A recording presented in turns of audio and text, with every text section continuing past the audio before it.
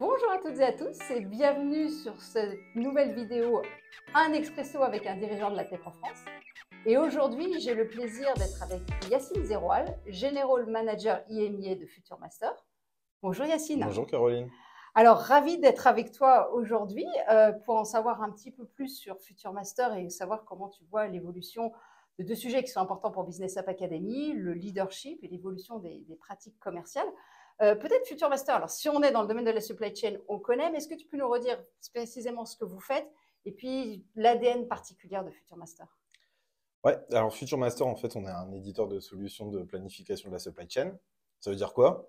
Ça veut dire qu'on va d'abord essayer de comprendre quelle est la nature de la demande de nos clients à travers des solutions spécifiques pour bien comprendre et modéliser cette demande. Et puis également fournir une réponse qui est à la fois en termes de planification industrielle, de planification de la distribution et de planification des stocks. La particularité de Future Master, c'est qu'on a une conviction forte chez Future Master, c'est que on vit dans un monde qui est volatile, incertain, complexe, ambigu, et notre positionnement, c'est de se dire, si on fournit la technologie adéquate aux industriels, aux distributeurs et à nos clients, alors ils pourront utiliser cette complexité comme étant un avantage compétitif et gagner un positionnement favorable sur leur marché. Donc, utiliser en fait la complexité pour en faire un avantage compétitif. Absolument. Excellent. Et c'est le positionnement historique de Future Master. On existe depuis 30 ans avec cette conviction et c'est ce qui anime tous les collaborateurs de Future Master. Ok, alors je ne vais pas te demander depuis 30 ans, parce que tu n'es peut-être pas là à la naissance de Future Master. J'y étais pas. Alors, mais disons, ces dernières années, toi, je sais que vous avez des commerciaux aussi dans différents pays. Quelle est l'évolution que tu vois dans les approches commerciales, vos demandes de vos clients et comment vos commerciaux y répondent? Alors ça fait quelque temps effectivement qu'on vit une transformation en fait dans les pratiques commerciales et puis ça commence d'abord par une transformation dans les attentes de nos clients. Pendant longtemps, quand on était dans la tech, on avait une approche qui consistait à présenter un produit, faire du solution selling. Ça consiste à dire mon produit, il sait faire ça, et du coup, il est capable de vous apporter ça comme réponse, et voici les fonctionnalités. Ce dont on s'est rendu compte, c'est que finalement, à travers les différentes crises qu'on a vécues, qui sont des crises financières, et puis après également des crises sanitaires, aujourd'hui, on doit avoir une approche qui est radicalement différente. On doit être capable de comprendre les enjeux stratégiques de nos clients, transformer ces enjeux en objectifs pour chez nous la supply chain et transformer ces objectifs en performance. Et finalement, c'est ça qu'on va apporter. C'est quels sont vos enjeux, quels sont les challenges que vous affrontez, comment on va les traduire en nécessité de prendre des décisions qui vont se traduire en performance. Et aujourd'hui, nous, comment on sert là-dedans et comment on vous fournit une technologie qui vous permettra de prendre les bonnes décisions et de vous positionner en avance versus la compétition. Ça veut dire véritablement bien comprendre les enjeux de ses clients, bien connaître son secteur aussi, j'imagine. Absolument. Ça veut dire qu'effectivement, il faut être capable de comprendre le challenge, mais aussi de comprendre le contexte du client. Nous, on appelle ça Customer Intimacy chez Future Master. Ça veut dire que c'est une forme d'empathie pour le client. Et ce que j'entends par empathie, c'est évidemment empathie business. Mais être capable de se dire, cette entreprise qui a cette activité-là, aujourd'hui, son challenge sur son marché, c'est ça. Et ce challenge, nous, chez Future Master, on est capable de l'adresser parce qu'on va fournir des capacités de prise de décision en supply chain qui vont se traduire à travers une technologie qu'on va mettre en œuvre. Ok. Et on entend aujourd'hui beaucoup parler de l'intelligence artificielle, en tout cas générative en particulier. Est-ce que vos commerciaux l'utilisent pour gagner du temps, pour justement mieux connaître vos clients, vos marchés? Oui, alors clairement, en fait, finalement, c'est les commerciaux et puis c'est même au-delà du commerce. Future Master, on a la particularité d'être éditeur, intégrateur et de suivre nos clients dans une approche 360.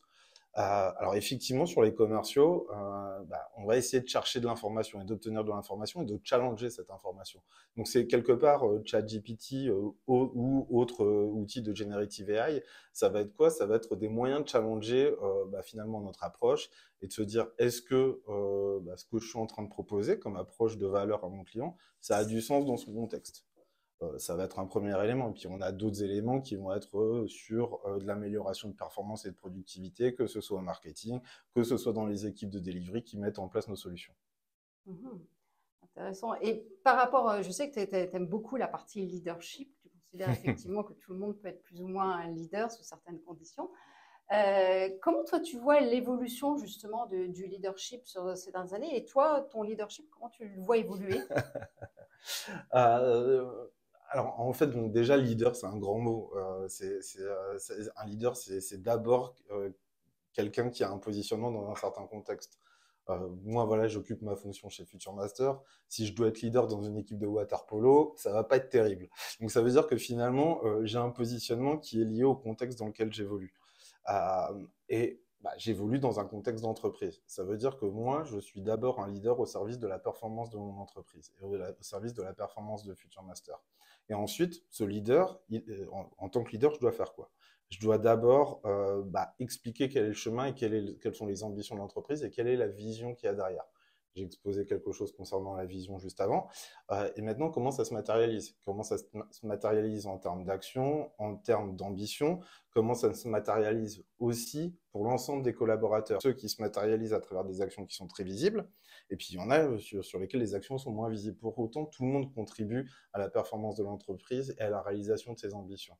Donc ça veut dire aussi très bien connaître ce que tout le monde fait, connaître les motivations de chacun et finalement créer une cohérence dans tout ça au service de la performance de l'entreprise et évidemment à travers le développement des collaborateurs. Oui, chez Future Master, je crois que vous faites beaucoup aussi travailler l'intelligence collective, le côté vraiment on travaille en équipe pour faire réussir le client, c'est ça? Ouais, absolument. En fait, c'est un élément qui est essentiel.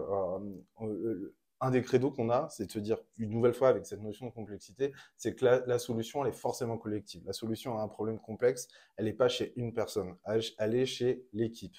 Et du coup, notre ambition, c'est de se dire, si on amène les différentes compétences ensemble et qu'elles arrivent à travailler ensemble et en leur donnant l'espace d'autonomie pour y arriver, alors on va obtenir une solution qui sera de toute façon plus valorisable et plus valorisante qu'une solution individuelle. Et on a la volonté de créer ces espaces de coopération à l'intérieur de l'entreprise. C'est très challengeant aussi pour les collaborateurs qui doivent en fait travailler ensemble. Oui, voilà, c'est exactement. C'est que ce qu'on souhaite, c'est justement favoriser cet espace de coopération pour que la décision et les capacités de décision collective soient réalisées. Ça veut aussi dire qu'on va donner les moyens à ces équipes de prendre des décisions en autonomie et on va leur demander, par exemple, d'essayer d'éviter au maximum l'escalade parce que justement, ils ont ces espaces de discussion, ces espaces de prise de décision. Ok. Alors, je sais que tu as un parcours hyper brillant dans le domaine de la tech. Tu as gravi très vite les échelons. Il y a aussi aujourd'hui beaucoup de personnes qui se demandent, que ce soit des hommes ou des femmes, ou des jeunes qui se demandent pourquoi rejoindre la tech. Qu'est-ce que tu aurais peut-être envie de donner comme secret sauce à des jeunes pour avoir ce parcours-là? Alors, en fait, la tech, c'est un environnement qui est super stimulant et qui est en permanence en transformation. Ça veut dire que finalement, les acquis d'hier, ce n'est pas les acquis d'aujourd'hui, ça ne sera certainement pas les acquis de demain. Donc aujourd'hui, moi, ma conviction profonde sur le sujet, et c'est quelque chose qu'on essaye de mettre en place chez Future Master, c'est de se dire qu'il faut être capable systématiquement de se challenger par rapport à ce qu'on connaît, ce qu'on a appris, et de développer systématiquement de la curiosité et de l'esprit critique afin d'être capable d'apprendre et également de désapprendre. Et ça, c'est, je pense, quelque chose qui va être de plus en plus crucial. Tu as parlé d'AI générative. Ça veut dire que finalement, la connaissance, elle est à portée de tout le monde très facilement. Par contre, la capacité à interpréter et tirer des conclusions sur cette connaissance, ça, c'est quelque chose que tout le monde doit développer, et en particulier les jeunes qui veulent rejoindre la tech. Et clairement, je crois que chez Future Master, vous êtes aussi en phase de recrutement. Donc, si il y a vous êtes intéressé pour rejoindre Future Master, on vous mettra peut-être le lien en commentaire. Et puis, si vous avez des questions à poser à Yacine, vous pouvez aussi, il est très disponible, vous pouvez lui poser directement. Merci Yacine pour cet échange. Merci Caroline. Et puis, plein de succès à Future Master alors dans ses évolutions et dans son collaboratif. Merci beaucoup. À toutes et à tous, j'espère que vous avez apprécié cette vidéo. Si vous avez des questions à poser à Yacine et si vous avez aimé cette vidéo, je vous encourage à liker, à commenter. Et je vous dis à bientôt pour un prochain Expresso avec un leader de la tech en France.